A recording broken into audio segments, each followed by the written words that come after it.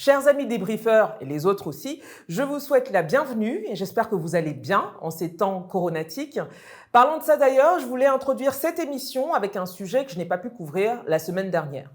Prenons quelques instants pour nous attarder sur le cas de M. Jeannot Ahoussou Kouadio, président du Sénat de Côte d'Ivoire. C'est par voie de communiqué de presse le samedi 11 juillet qu'il nous a fait savoir qu'il s'était rendu en Allemagne, comme à l'accoutumée, pour un bilan de santé. Et c'est pendant ce bilan d'ailleurs qu'il aurait découvert qu'il était atteint du Covid-19. Du coup, il va rester en Europe pour se soigner. Je dois avouer que j'ai quand même plusieurs fois haussé les sourcils en lisant ce communiqué, tant il me semblait en déconnexion non seulement avec notre époque actuelle, et aussi avec les répercussions possibles. Rappelons quand même le contexte. Monsieur Ahoussou Kouadio est membre d'un parti qui va se présenter aux élections dans un peu plus de 3 mois. Quelle image est-ce que cela renvoie qu'il décide d'aller à l'étranger pour un simple bilan de santé ? Est-ce que les hôpitaux et autres cliniques de Côte d'Ivoire sont si peu ou mal équipés qu'on ne peut même pas y réaliser un simple bilan de santé? Voilà de quoi rassurer la population en pleine pandémie, n'est-ce pas? En tout cas, j'insiste d'ailleurs sur la mention « comme à l'accoutumée ». En fait, on a tellement normalisé le fait qu'un haut représentant de l'État en Afrique aille sur un autre continent pour ses petits bobos de santé qu'on en fait une coutume qu'on ne se gêne pas de souligner dans une publication officielle. Monsieur le Président. Bonjour, monsieur Alain. Alors, que venez-vous faire en France à un moment où il y a une urgence sanitaire dans votre pays? Je viens faire mon contrôle médical. Comme vous savez que en Guinée-Bissau, malheureusement, on n'a pas assez développé en matière de santé. Ça fait 20 ans que j'ai un petit problème de cœur. C'est pour cela que je me trouve aujourd'hui en France. J'aurais juste une simple et très petite question et destinée à tous les dirigeants africains. Si vous ne faites pas confiance au système de santé du pays que vous dirigez, pourquoi le peuple devrait vous faire confiance? Si vous n'êtes pas capable de respecter les mesures et règles que vous nous imposez, pourquoi devrions-nous nous y conformer? Quelle est votre légitimité en tant qu'élu ou représentant du peuple quand clairement vous n'avez aucune conscience des réalités des gens qui vous emploient? Oui, parce que en fait, vous êtes des employés de la collectivité, même si les apparences vous donnent clairement la sensation du contraire.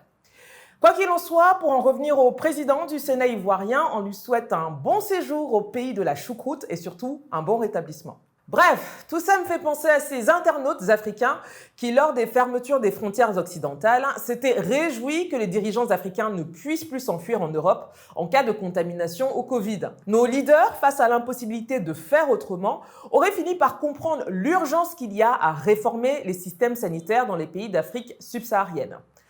Ah là, c'était un beau rêve, plein d'espoir pour des lendemains meilleurs, mais ça bien sûr c'était sans compter sur la puissance d'un passeport diplomatique, ou sans compter sur les privilèges que confèrent l'argent et le pouvoir, notamment la possibilité de passer là où les autres ne peuvent pas passer. C'est douloureux à admettre, certes, mais il faut se rendre à l'évidence. Le coronavirus ne va pas nous faire tous loger à la même enseigne, au contraire. Cette pandémie n'a fait que révéler les inégalités sociales et économiques.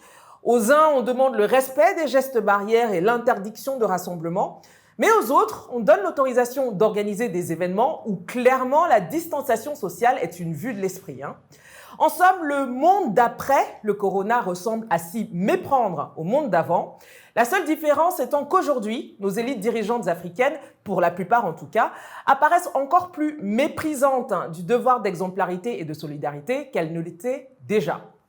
Bref, pour ce qui est de l'actu africaine de la semaine, on a eu des nominations, des démissions, des décès, des décisions de justice exemplaires et des histoires rocambolesques pour changer. On va donc parler de tout cela et en fin d'émission, je vous partagerai une artiste béninoise et un film camerounais à découvrir. Allez, on largue les amarres et on y va pour le débrief numéro 12.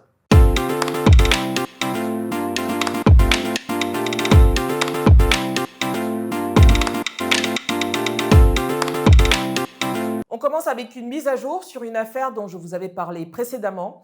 Dans l'épisode 6, j'avais évoqué la mort de Freddy Marcus Kambale, ce militant congolais de 21 ans tué par la police dans la ville de Beni, à l'est de la RDC, lors d'une manifestation contre la violence. Les faits se sont déroulés le 21 mai 2020 et depuis un procès s'est tenu. Et le meurtrier, un agent de police répondant au nom d'Eric Ombeni Mongosa, a été identifié.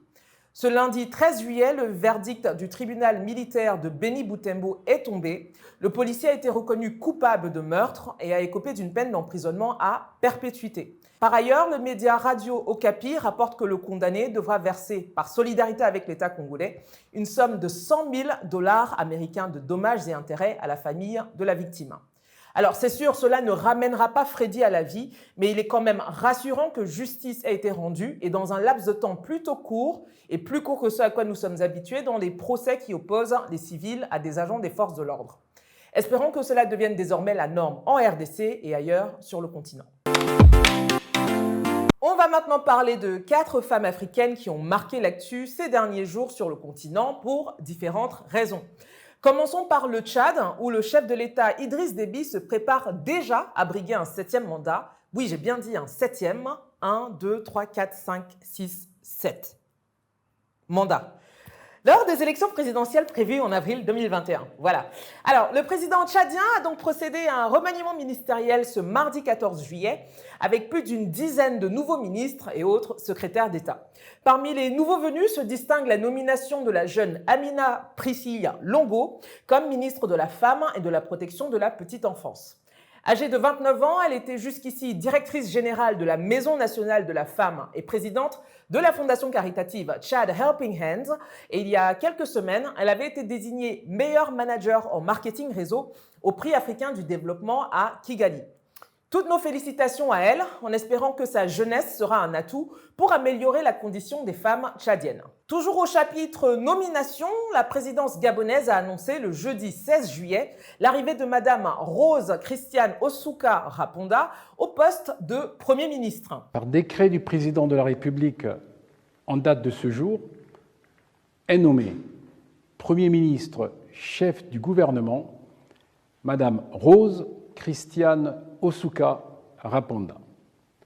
Le président de la République a chargé le Premier ministre, chef du gouvernement, de former le nouveau gouvernement.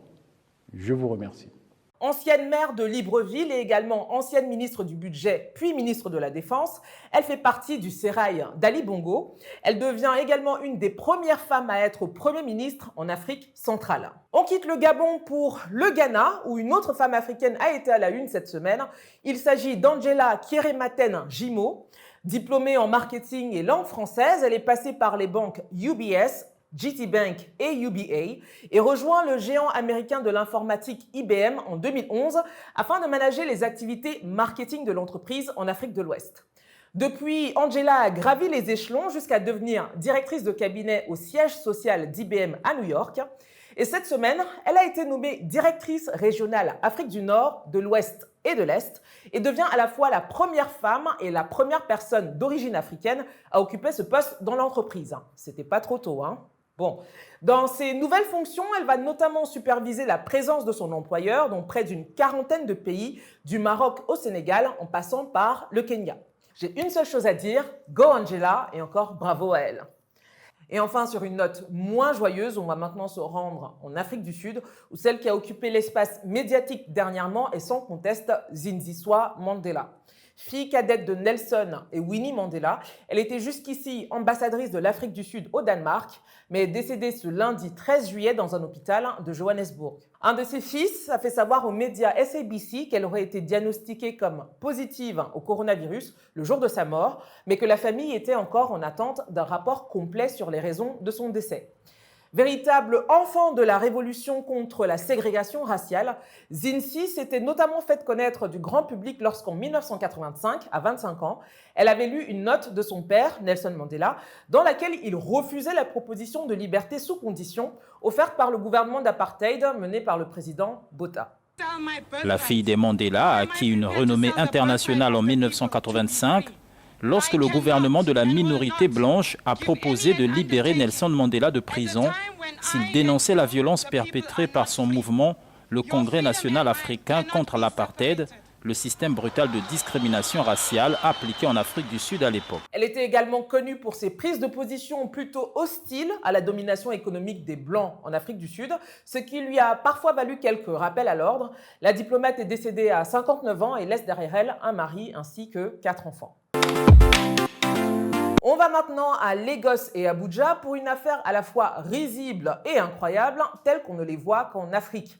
Je vous ai à plusieurs reprises déjà parlé de l'EFCC, l'Agence nationale de lutte contre la corruption au Nigeria. Cette structure fondée en 2003 n'épargne quasiment personne, de l'influenceuse Ade herself, arrêtée dernièrement pour escroquerie, à l'ex-gouverneur Jolie Nyamé, condamné pour détournement. Alors, que l'on fasse arrêter une Instagrammeuse malhonnête, c'est une chose. Par contre, se mêler des malversations d'hommes puissants, ça peut être, une activité risquée qui vient avec son lot de conséquences. Et c'est peut-être ce qui arrive en ce moment à Ibrahim Magou, président de l'agence anticorruption du Nigeria. Il a été convoqué, interrogé puis suspendu avec autorisation express du président Muhammadu Buhari le 6 juillet dernier. Alors, qu'est-ce qu'on lui reproche ? Il se serait approprié une partie des biens et des sommes d'argent récupérées lors d'opérations anticorruption. Le responsable de la lutte contre la corruption, cancer du Nigeria, selon les termes du président Buhari, est accusé de s'être octroyé des biens saisis lors des perquisitions visant des biens mal acquis. Mais de nombreux observateurs dénoncent des accusations motivées par des intérêts politiques et nombreux sont ceux dans l'élite financière et politique nigériane qui souhaitent évincer Magou. Ancien officier de police, Ibrahim Magou a été une figure clé de la campagne anticorruption menée par Muhammadu Buhari depuis son arrivée au pouvoir en 2015. En d'autres termes, celui que le journal français Le Monde présentait comme l'homme le plus craint de l'élite politique et économique du Nigeria est désormais accusé d'être un voleur qui vole les biens volés par d'autres. C'est quand même à se tordre de rire et attendez, il y a mieux. Le média indépendant nigérian Vanguard a détaillé les propriétés saisies qu'Ibrahim Magou aurait récupérées à son compte personnel. On parle de 7 bateaux remplis de pétrole brut et de 380 maisons. Non mais attendez un peu. Est-ce que ça fait sens? 380 maisons. Je sais que nos frères nigérians battent très souvent des records continentaux en matière de corruption, mais là quand même c'est un peu trop gros. Bon, du coup il faudrait se pencher sur les détails autour de ces accusations. Qui voudrait la tête de M. Magou? Qui aurait intérêt à le faire tomber? Eh bien en fait, pas mal de gens. Commençons par M. Abubakar Malami, ministre de la Justice au Nigeria. Il est dans une guerre plus ou moins ouverte avec Ibrahim Magou depuis plusieurs années. Comme le rapporte le média The Nation, le ministre attendait que l'agence anticorruption se soumette à son autorité, mais celle-ci, menée par Ibrahim Magou, préférait traiter directement avec la présidence. Une querelle de pouvoir et de leadership qui aurait donc mené le ministre et procureur général Malami à ouvrir une enquête pour détournement et insubordination dirigée contre son ennemi. Ensuite, vous vous en doutez, Ibrahim Magou représentait une menace pour de très nombreuses personnalités qui se sont enrichies illégalement, à commencer par de nombreux politiciens. Sa nomination en 2015 a été rejetée 2 fois par les sénateurs nigérians qui lui reprochent un manque d'intégrité. Du coup, pour ce chef par intérim de la lutte contre la corruption, ça fait quand même beaucoup de personnes que sa présence dérange. Il aurait été victime d'une tentative d'assassinat dans l'exercice de ses fonctions et même son bureau a fait l'objet d'une attaque par un commando armé en 2017. Malheureusement, je suis en danger, ce qui veut dire que j'ai encore du travail à faire. Ici au Nigeria, quand tu combats la corruption, il faut être prêt à mourir, sinon mieux vaut changer de poste, disait-il en 2018. Au moins il est lucide, c'est déjà ça.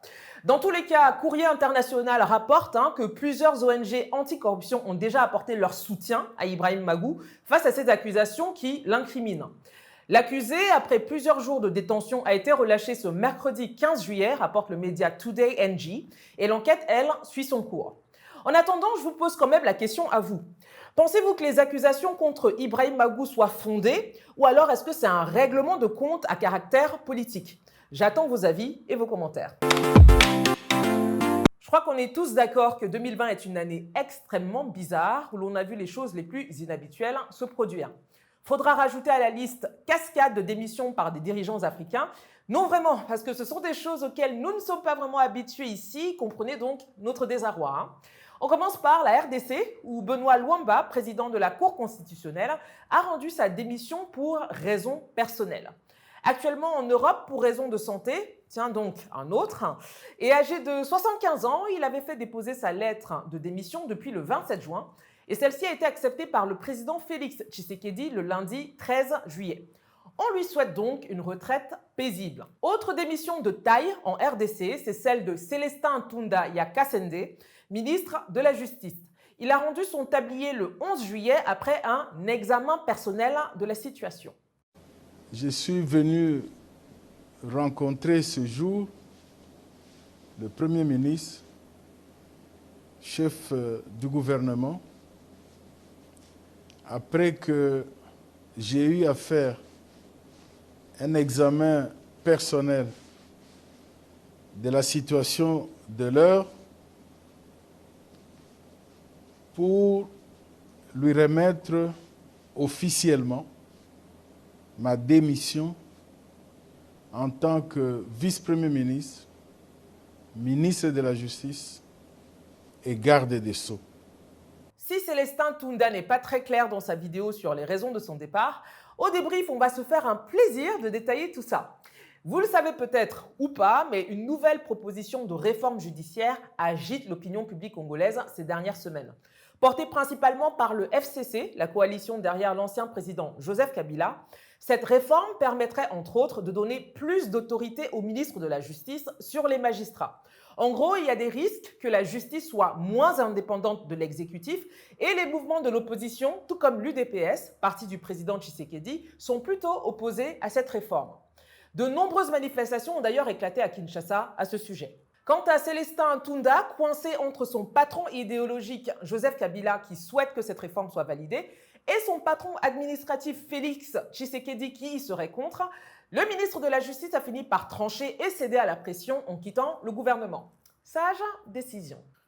Notre troisième démissionnaire de la semaine est Karim Keïta. Dans l'épisode 10 du débrief, nous vous parlions du scandale qui avait éclaté après la publication d'une vidéo dans laquelle le fils du président malien faisait la fête en Europe. J'avais d'ailleurs dit ceci.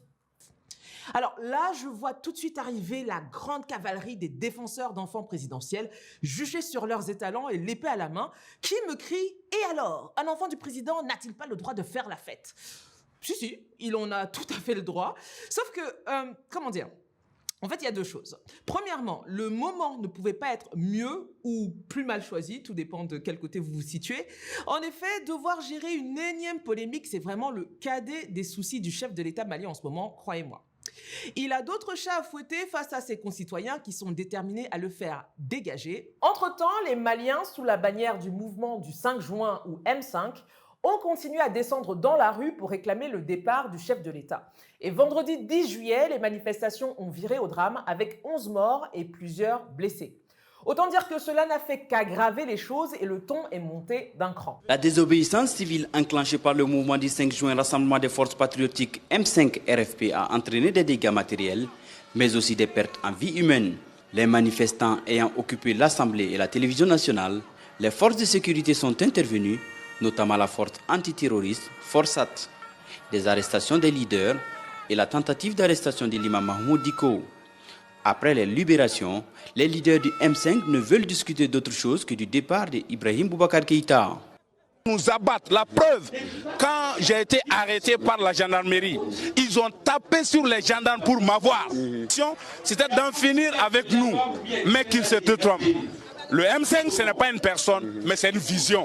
Et cette vision, la jeunesse consciente du Mali va porter jusqu'à l'atteinte de l'objectif final. Après avoir Ibeka, après avoir tué plus d'une vingtaine de nos camarades, on est condamné d'aller jusqu'au bout. Donc c'est pourquoi nous avons décrété le vendredi 17 juillet 2020, le vendredi rouge, soit Ibeka nous tue tous, soit Ibeka va plier ses bagages avec son régime. On ne sait donc pas si c'est une énième tentative d'apaisement du clan Ibeka, mais le fils du président, décrié, a annoncé sa démission de son poste de président de la commission de défense et sécurité à l'Assemblée nationale le lundi 13 juillet. Dans une déclaration publiée sur les réseaux sociaux et qui est bien trop longue à lire ici, Karim Keïta nous a servi une valse entre victimisation et coup rendu à ses adversaires. On peut notamment lire ceci. Certains ont fait de ma modeste personne un fonds de commerce politique, d'autres un déversoir de leurs ambitions inassouvies. Rien ne m'aura été épargné. En décidant d'entrer dans la vie publique, je savais que mon action serait scrutée, analysée, commentée, mais je n'imaginais pas que l'injure, la calomnie, le mensonge seraient à ce point convoqués pour dénaturer et dissimuler mon action au service des Maliennes et des Maliens. Certes, j'ai commis des erreurs, qui n'en commet pas? Et plus loin, il poursuit.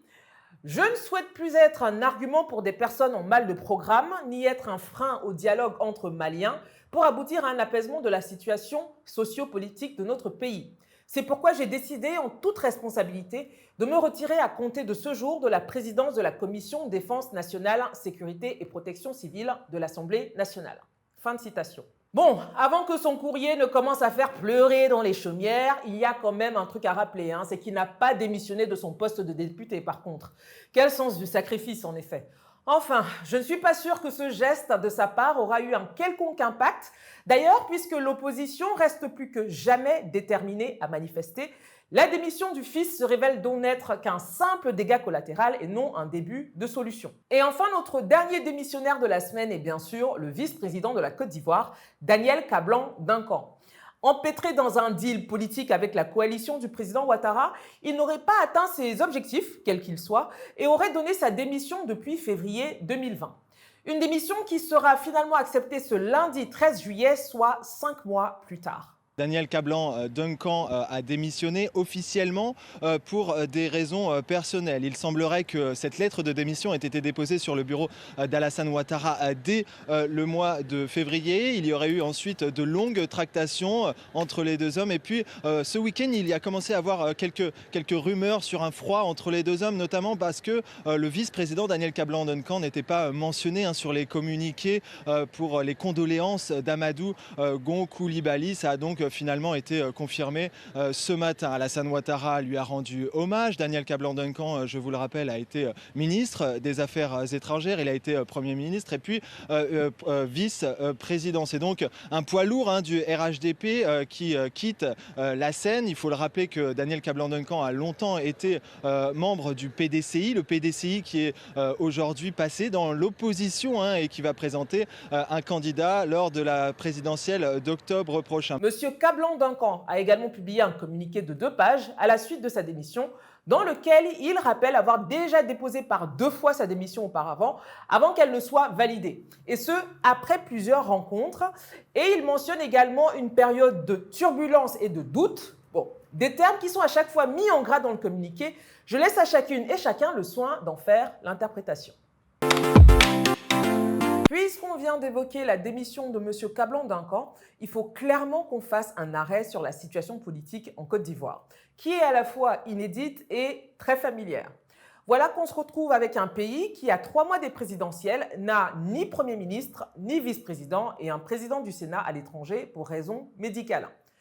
Point commun de ces 3 postes, ils sont ou ont été occupés jusqu'ici par des personnes issues de la coalition présidentielle appelée le RHDP, Rassemblement des Oufouettistes pour la démocratie et la paix. Cet ensemble, qui comprenait plusieurs partis parmi lesquels le RDR d'Alassane Ouattara, le PDCI d'Henri Konan Bédié ou encore l'UDPCI d'Albert Touakeus Mabry, est un éléphant qui a commencé à se dégraisser au fil du temps. Plusieurs grandes personnalités ou ministres ont progressivement claqué la porte de la coalition ces derniers mois, et le départ du désormais ex-vice-président Kablan-Duncan n'arrange pas les choses.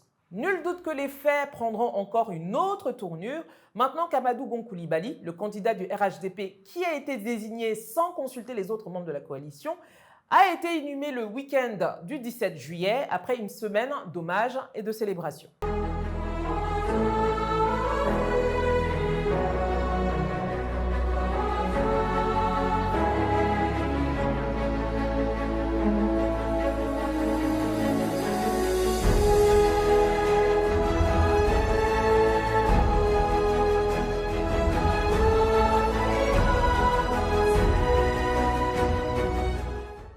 La question est désormais sur toutes les lèvres à Abidjan. Qui représentera le RHDP au présidentiel du 31 octobre 2020, maintenant qu'Amadou Gon Coulibaly est décédé? Pour l'instant, 3 principales pistes se dégagent. Ahmed Bakayoko, ministre d'État et actuel ministre de la Défense, des rumeurs l'annoncent comme futur Premier ministre, un poste qu'il a occupé par intérim pendant le séjour médical d'Amadou Gon Coulibaly en France. Il bénéficie d'une grande notoriété, d'une certaine popularité et d'un réseau très puissant aussi bien en Côte d'Ivoire qu'à l'extérieur. Patrick Hachi, secrétaire général de la présidence, cet ingénieur de 61 ans a aussi été ministre des Travaux publics sous Laurent Gbagbo et Alassane Ouattara, tout en provenant du PDCI, parti d'Henri Konan Bédié. Plutôt apprécié de part et d'autre de l'échiquier politique ivoirien, il manque cependant d'une réelle notoriété auprès de la population et 3 mois, ça fait très peu pour rattraper son retard dans ce domaine. Et enfin, la dernière hypothèse et celle que beaucoup redoutent, le président Alassane Ouattara qui se représenterait pour un 3e mandat. Cela irait à l'encontre de la promesse faite de se retirer, promesse qu'il a émise le 5 mars 2020. Comme vous le savez, tout au long de ma carrière et durant les 2 mandats que vous m'avez confiés à la tête de notre beau pays, j'ai toujours accordé une importance toute particulière au respect de mes engagements. Dans le même esprit, j'avais à plusieurs occasions indiqué au moment de l'adoption de la Constitution de la Troisième République en 2016 que je ne souhaitais pas me représenter à un nouveau mandat présidentiel. En conséquence,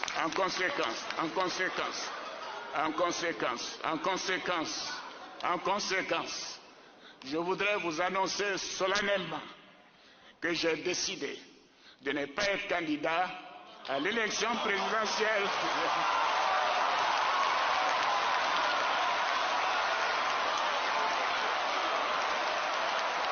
Mais il avait tout de même précisé que si ceux de sa génération se représentaient, il se présenterait également. Fin 2019, une déclaration du chef de l'État remet de l'huile sur le feu. Alassane Ouattara annonce qu'il sera candidat à la présidentielle si ses adversaires politiques, les anciens présidents Gbagbo et Bédié, le sont aussi. Alors si eux ils décident d'être candidats, alors je serai candidat. Je ne veux pas que la Côte d'Ivoire retourne entre les mains de ceux qui ont détruit notre pays. Sachant qu'Henri Konan Bédié, 86 ans, devrait être candidat du PDCI, cela ouvre un boulevard pour que M. Ouattara brigue un 3e mandat, puisque la modification de la Constitution, opérée en 2016, le lui permet. Une décision d'ailleurs soutenue par plusieurs cadres de son parti, parmi lesquels Adama Bictogo, directeur exécutif du RHDP, et qui soutenait vigoureusement la candidature du feu Gon Coulibaly.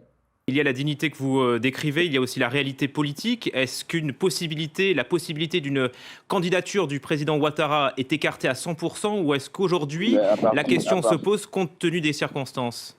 Oui, mais à partir du moment où le candidat Amadou Gon demeure pour nous un candidat spirituel, dès lors que le candidat désigné s'en est allé brutalement, nous sommes un grand parti organisé, naturellement que toutes les options seront mises sur la table.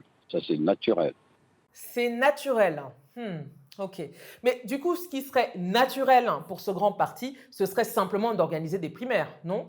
C'est sûr, les délais sont un peu courts, les candidats à l'élection ayant jusqu'au 1er septembre, dernier délai pour se déclarer.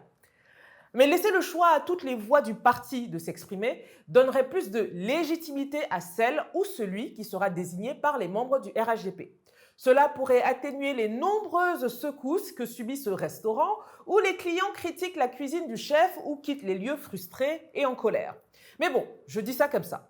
Quant à vous, est-ce que vous pensez que le parti d'Alassane Ouattara devrait procéder à des primaires pour choisir son candidat? N'hésitez pas à partager votre analyse en commentaire, je sais que vous avez beaucoup à dire sur le sujet.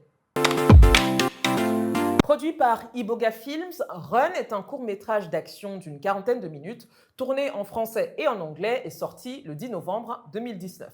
Le film met en scène 3 actrices principales, Marilyn Evengue qui joue Ingrid, Passinga qui incarne Amanda et Aïssatou Njayou qui campe le personnage de Paola. Et non, ça n'a absolument rien à voir avec moi. Bon, l'histoire présente la rencontre fortuite de 3 jogueuses qui vont se retrouver au mauvais endroit, au mauvais moment.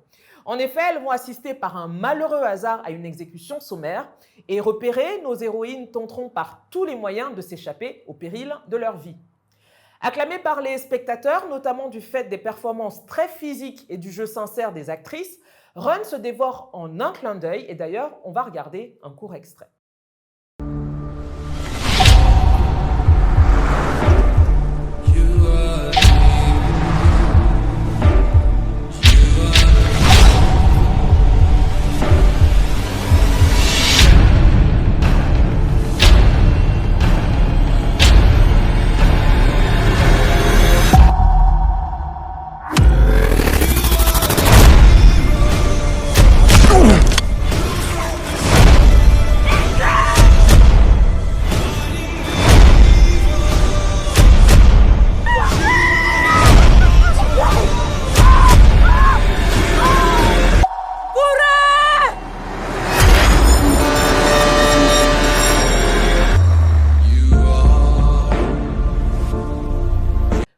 retrouver Run en accès libre sur YouTube et sur la page Facebook de Iboga Group, entreprise de communication et de production audiovisuelle fondée en 2008. Avant de se dire au revoir, on va s'attarder un tout petit peu sur Réussir ma vie, le single de Feiti, un nouveau talent qui nous vient du Bénin. C'est ma découverte musicale de la semaine. Allez, on regarde et on écoute.